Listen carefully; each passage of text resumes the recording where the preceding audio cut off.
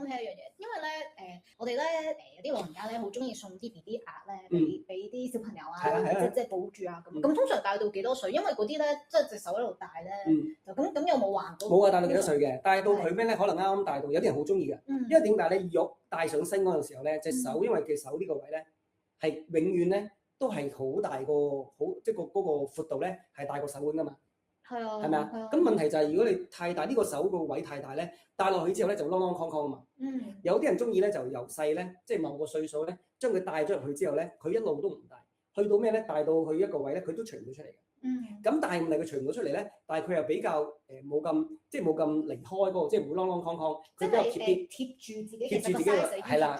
咁變咗嚟講咧，有啲人就戴細，除非你想換。除非係嘅，帶到嘅咩？我嚿骨成 BB 到而家咁樣。帶到嘅，即係你帶大少少就得㗎。即係細個就預鬆少少俾佢帶。係啦，咁啊由佢帶，咁啊帶到可能帶。如果佢品質好嘅話咧，就係可以帶一生嘅。即係呢個係一個認知點解咧？因為佢本身因為帶得長咧，佢只係佢突然間肉碎就幫你擋咗災嗰陣時候咧，咁變咗嚟講你就可以換啦。但係正常嚟講咧，啲人都會帶大少少，跟住俾佢咧就可以咧就我手大咗，但係我依然都仲喺度，係啊，都可以伴你一生嘅肉。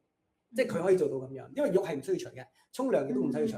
咁啊貼合係令到咧係一個叫做養生嘅一個需求，令到佢咧按摩住個穴位。仲有一樣嘢，玉石入邊咧有好多唔同嘅元素嘅。